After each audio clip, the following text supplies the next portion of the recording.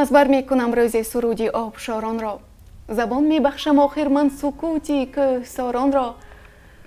من آخر رودها را رهنمایی می کنم روز پیام آب می آرم جواری دشت زاران را. من آخر ترنه ها را با بهار نو مبارک باد می گویم. درود و پیام پر از مهر و محبت ما را بپذیرید بینندگان عزیز و گرامی قدر برنامه آفتاباران.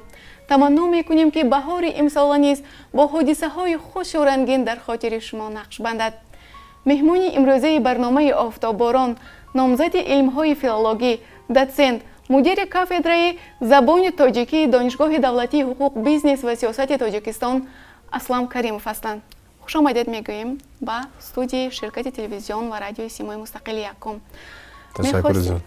میخواستیم امروز آیید حیات، فعالیت و مضمون و مندرجه اشعار استاد لایق اندیشه های علمی شما را دانسته باشیم.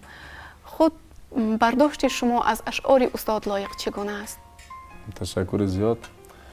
من خیلی سعادتمند هستم که و خوشنود هم گشتم از آن که در نخستین روزهای زیباترین فصل سال بهار نازنین شما محض از ایجادات استاد لایق برنامه تشکیل کردید.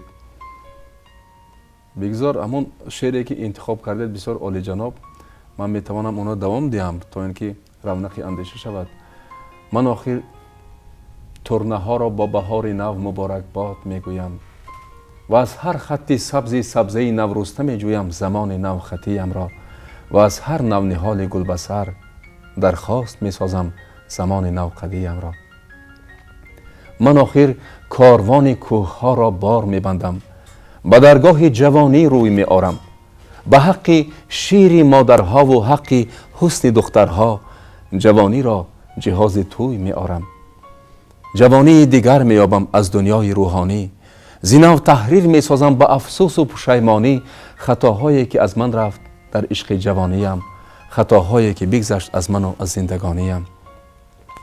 به یاد آبشار کاکلان دختر تاجیک من از بر می کنم روز سرود آبشاران را. به نام قله ها گهواره مردان عالمگیر زبان می بخشم آخر من سکوت کوهساران را. گلهایا، میدانید وقتی سخن درباره استاد لایق می رود ما یک چهره تابناکی نظم تاجیک را پیش نظر می آوریم. استاد لایق شیرالی یکی از چهره های به نهایت شناخته نه تنها در نظم تاجیکستان عزیز ما بلکه بیرون از آن در شرق خیلی معروفیت دارند.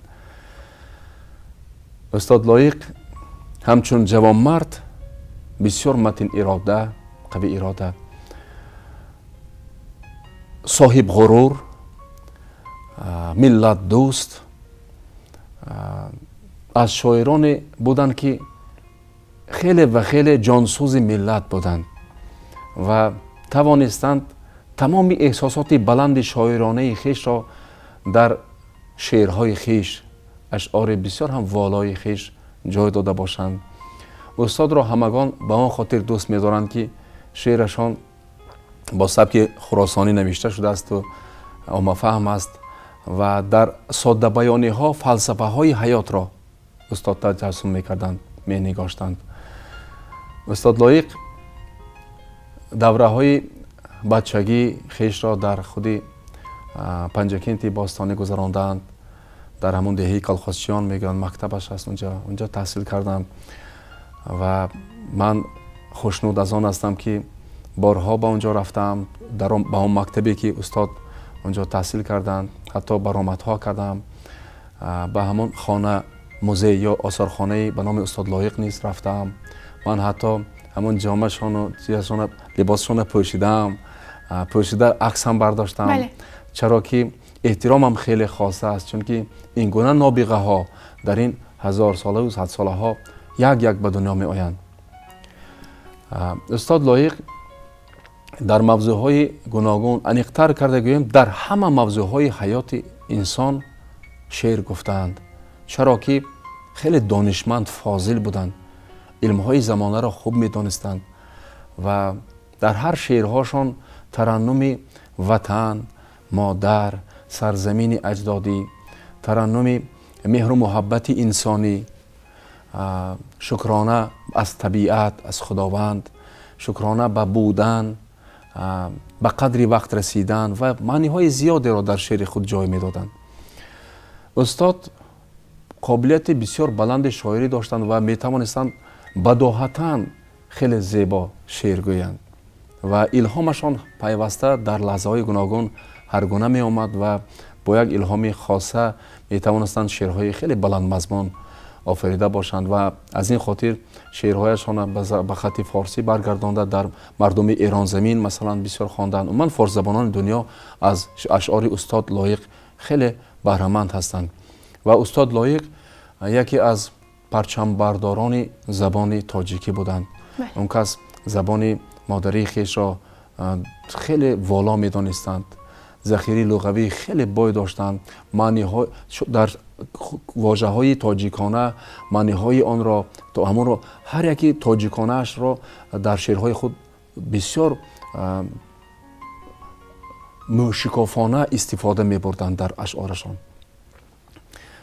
از دیگر طرف استاد لایق در وظیفه های گوناگون که فعالیت داشتند از آوان جوانیشان وقتی تحصیل در دانشگاه ملی تاجیکستان در شهر دوشنبه، اون کس کمالات معنوی خیش را بیشتر در پایتخت گرفتند، چون که محیط ادبی خیلی سازگار بود برای شناخت، برای تربیت کردن چهره های نوبنوی معنوی.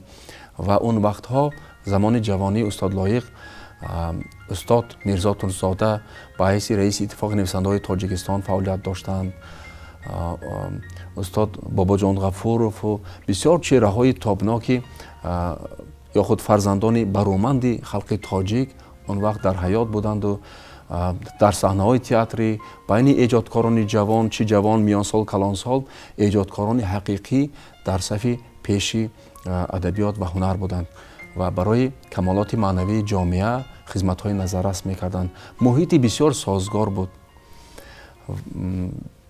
و برای چی از استاد ترزاده نیز اینجا یادآور شدم، چرا که استاد اولین شعرهای استاد را استاد ترزاده خواندند و خدمت های بسیار بی‌بها کردند استاد لایق. بر ضمن آن که اونجا سردبیر مجله ادبی صدای شرق بودند، جانشینشان استاد محیدین خواجه‌یف بودند، نویسنده خلق تاجیکستان عین حال. و استاد میرزا ترزاده، استاد لایق و هنرمند یا خود ارتیست خلقی تاجیکستان محمود جان واحدов و هنرمند سراینده محبوب خلق تاجیک جاریبек مرادов را همچون سه فرزند احتیاط میکردند، احترام میکردند و کوشش میکردند که برای کمالات معنوی آنها مساعدت نمایند. و همین طور بارها شده است که استاد لایق را استاد ترزاده دستگیری کردند، خصوصا در آن لحظه هایی که اون کس با اعضای اتفاق نویسنده های تاجیکستان باید می شدند.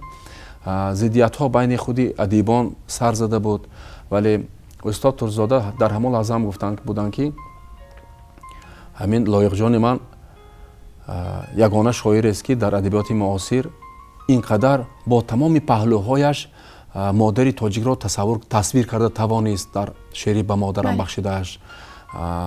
خیلی میتواند با قلم برایش میتواند همین گونه ولایت نظمیداری را نگاه دارد. برای من اخلاص دارم گفته بودند. همچنین استاد لایق من صوت های فارسی یسنین را به تاجیکی ترجمه کردند. نه پرسیدسکی متیوی میگفتند از که یسنین ترجمه کردند. من از خط فارسی به خط کریلی اینجا چند ابیات و کتاب های جداگانه استاد علامه اقبال را برگردان کردند، همون دوره‌ای که این جوان بودند هنوز. و همین خدمت هایشان را به نوبت گرفته اعضای اتفاق نویسندگان انتخاب کردند و استاد رونق بیشتر دریافتند، چرا که محیط بسیار محیط سازگار بود، سالم بود، سازنده بود. بله، زنده باشید. شما در فعالیت خود چگونه از اشعار استاد لایق استفاده برده اید؟ ما میدانیم تمام تاجیکستان آن شعرهایی که شما قرائت کرده اید گوش کردن، از قطار آنها شعرهایی هستند که از اشعار استاد لایق می باشند.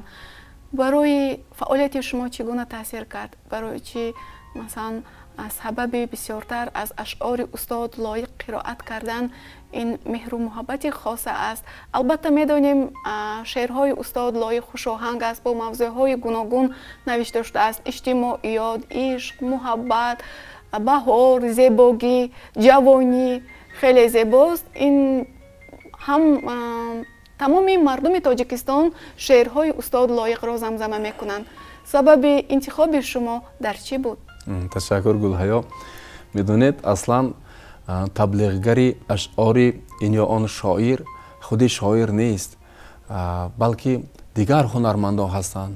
ман аз овони хурдсолиям, аз овони мактабхониям бисёр бар матни устод лоиқ сурудҳои дилнишин бишнавидаам.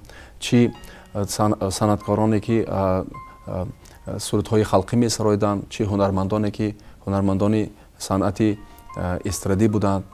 ва маҳбубияти шеърҳои устодро барои умуман халқи тоҷик мегӯем пеш аз ҳама сарояндаҳо бурда расонданд. аз устод ҷӯрабек муродов сар карда то ин Далер Назаров дар санъати мусиқии эстрадӣ, баъд то ин Анвар Қосимову сарояндаҳое ки дар вилояти мо маҳбубият доштанд, ҳамаашон кӯшиданд ки умуман ҳама санъаткорон, шояд дар Тоҷикистон санъаткоре набошад ки аз ашъори устод лоиқ оҳанг баста суруд нахонда бошад.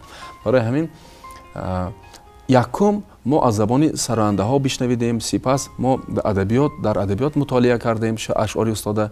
ва аҷибаш дар он аст ки вақте шумо ҷавон ҳастед, вобаста ба синни солатон, вобаста ба хоҳишу завқатон, шумо шеърҳоеро интихоб мекунед ки дарди дили шумо бошад.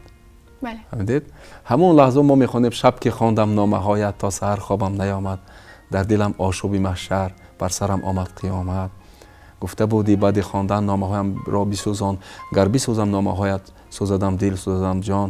ё ин ки дигараш: парво макун азизи ман ки дил барои туст, гӯянд ҳарчи сазо ин дил сазои туст, дар кӯчаҳои танг туро ёд мекунам, ҳар ҷо ки по ниҳам гӯё садои пои туст. бо ёди ту ба кӯҳҳо фарёд мезанам, ҳар кӯҳ агар садо диҳад гӯё садои туст. ин сурудро нахустин маротиба ман аз сарояндаҳои гурӯҳи эстрадӣ Анис бишнавида будам ки аз Душанбешаҳр, аз пойтахт онҳо ҳунарнамоӣ мекарданд вақте ҷавон будем ва месароидем ҳам. чаро ки ман ҳам аввалин донишгоҳи давлатии санъати ба номи Мирзо Турзодаро, шӯъбаи мусиқи сурудро ки хондаам, бештар ба мусиқӣ шавқу рағбат доштам ва ҳамин сурудҳоро мо дар овони донишҷӯёмон месароидем ва шеърҳои устодро хеле дӯст дошта будем.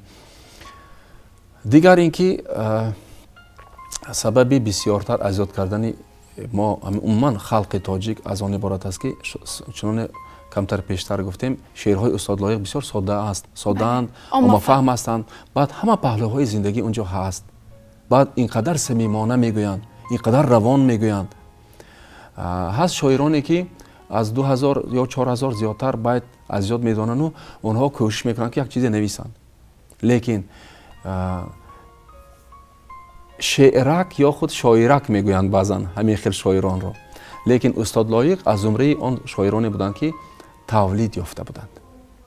шоире ки шоирон тавлид меёбанд. суханвар шудан мумкин аст, аммо истеъдоди худо дод. албатта Марк Тулли Цицерон, падари суханварони Рими қадим, гуфта буд ки шоирон тавлид меёбанд, аммо суханвар шудан мумкин аст. ана ин дигар шоироне ки на дар мартабаи устод лоиқу хеле паст ҳастанду ё ин ки шеърҳои бисёр гӯё шеърҳои бисёр доранду лекин на ҳама кас ба истифода мебараду на дигар, гуфтан мумкин аст онҳо суханвар ҳастанд. яъне баъди омӯзиш ҳунари шеърнависӣ пайдо кардан. бояд як истеъдоди фавқулодаи табиӣ ҳам дошт барои шоир будан, барои илҳом пайдо шуданаш. ва шумо агар эҷодкори ҳақиқӣ бошед, ман аз куҷо медонам, худам эҷодкори ҳақиқӣ шояд нестам, лекин чаро ки ман шеър намегӯям, лекин ман бо адибон бештар ки ҳамнишин мешавам, ман мебинам ки дар рафтори онҳо мебинам ки онҳо то чӣ андоза бебаҳоянд. баъзе онҳо ҳамин хел ғарқа ба фикр мешаванду дар табиат як чизи зебои дида метавонанд, чизҳоеро мебинанд ки на ҳар кас дида метавонад. ҳамон чизҳои як ҷузъӣ метавонад илҳомбахши ҳамон шоир бошаду сабаби тавлиди як шеъри нав бошад. фаҳмидед? барои ҳамин мегӯянд ки адибон аз мардуми оддӣ як сару гардан болотар ҳастанд, яъне 30 сол 40 сол пештар тавлид меёбанд.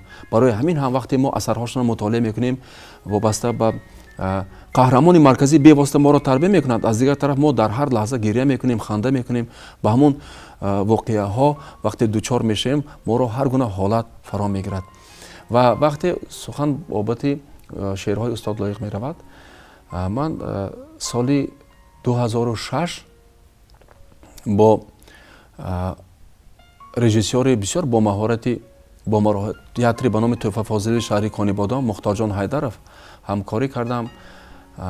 Баъд бо режиссёри аз хуҷан он кас Ориф Набиев, он кас сардори риёсати фарҳанги вилоят ҳам буданд.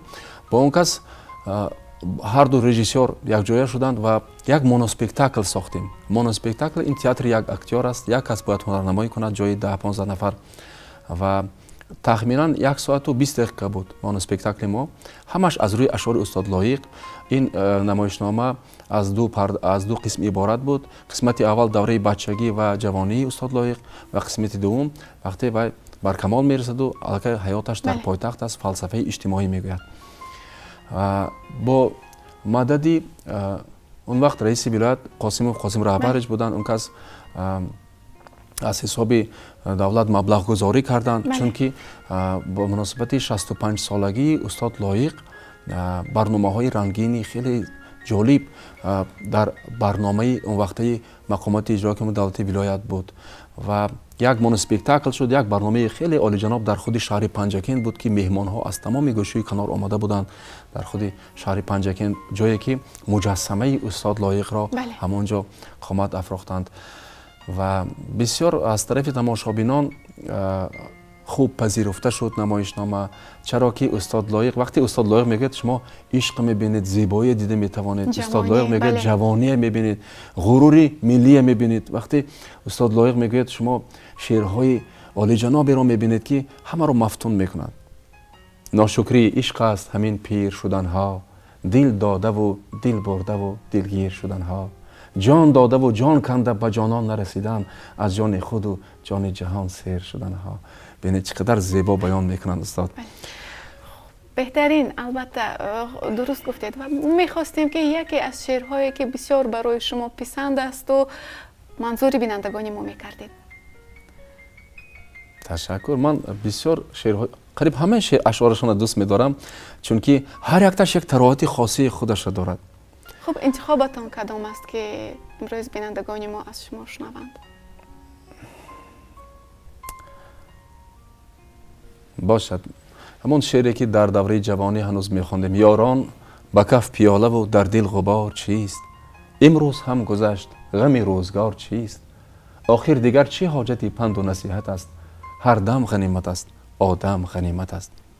ёрон баҳори ошиқӣ бо гулфишон гузашт, дарёи дил зи соҳили суду зиён гузашт, ин дил ки ранҷ мекашад то кай саломат аст, ҳар дам ғанимат аст, одам ғанимат аст. ёрон ба орзуи дил бояд расида рафт, нозе зиёр гар расад бояд кашида рафт, ёре ки ноз мекунад то кай ба ҳиммат аст, ҳар дам ғанимат аст, одам ғанимат аст. ёрон сари азиз фидои саре кунед, дар ҳар даре тараннуми шеъри дарӣ кунед, шеъру суруд шӯълаи дарди муҳаббат аст, ҳар дам ғанимат аст, одам ғанимат аст. ташаккур, беҳтарин шеър буд. итминон дорам ки ба бинандагони мо низ писанд омад. хуб, хулосаи шумо аз барномаи Офтобборон, то чӣ андоза имрӯз ҷавонони мо аз ашъори устод Лоиқ баҳра мебаранд? Тавсияи шумо то ин ки мақсади мо тарғиб намудани адабиёти муосири тоҷик ва ашъори устод Лоиқ аст. Албатта тавсияю маслиҳату маслиҳати адабиётшиносон барои мо хеле муҳим аст. ман пеш аз ҳама аз як чиз хеле хурсанд ҳастам ки бо амри президенти кишварамон озмуни фурӯғи субҳи доноӣ байни мардум эълон гардида. Мана имсол соли савум аст ки ҳамин озмун ҷараён мегирад. хеле хурсанд ҳастам ки таваҷҷӯҳи ҳукумати ҷумҳурии Тоҷикистон барои илмомӯзӣ, барои маърифатандозӣ насли наврас, ҷавон хеле ва хеле зиёда гардид истодааст. ва ба вижа вақте дар адабиёти онҳое ки дар номинатсияи адабиёти муосир иштирок мекунанд, аз онҳо низ оид ба ашъори устод Лоиқ Шералӣ низ саволу ҷавоб мешавад. Ва ман бояд як нуктаро ба тамошобинони ҷавон гӯям ки бештар вақте аз шеърҳои устод Лоиқ аз бар мекунед, шумо вожаҳои тоҷиконаро бештар дар меёбед ва захираи луғавии шумо тоҷикона бештар мешавад. аз ин хотир кӯшиш кунед бештар аз устод Лоиқ аз бар кунед ва устод Лоиқ як зинае мешаванд барои камолоти ояндаи шумо дар шеърдонӣ, шеърфаҳмӣ ва равнақи андеша мешавад.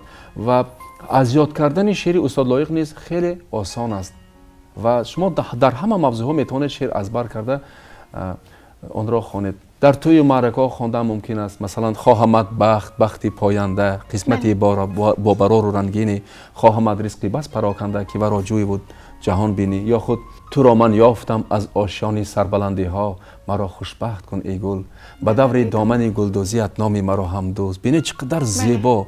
барои ҳамин гумон мекунам вақте сухан дар бораи адабиёти муосир меравад, устод Лоиқро пеш аз ҳама бояд омӯхт. чаро ки идомадиҳандаи кори устодони бисёр нобиғаи миллат ҳастанд. бале, хуш омадед ба студияи ширкати телевизион ва радиои Симои Мустақили Якум. албатта бо баробари адабиётшиносон, бо баробари устодон мо низ кӯшиш мекунем адабиёти муосири тоҷикро, шеъри устод Лоиқро тарғиб намоем. дар ҳар барнома маъниҳои нав ва гарму самимиро ба бинандагони азизи Офтобборон пешниҳод созем. хуш омадед ба барномаи Офтобборон. ташаккури зиёд. баҳор мешавад, баҳори пурнигор мешавад, замини хотироти ман бунафшазор мешавад, ба ёди нозҳои кӯдаконаат дилам хумор мешавад. ту рафтиву зи баъди ту баҳори гулфишон гузашт, ту рафтиву умедҳо чу абри осмон гузашт, ту рафтиву ба ёди ту ҷавонӣ бенишон гузашт, ба чашми хеш дидаам ки ишқ хор мешавад. баҳоратон муборак азизони дил. то ҳафтаи оянда хайру хуш мекунем. хайр азизон.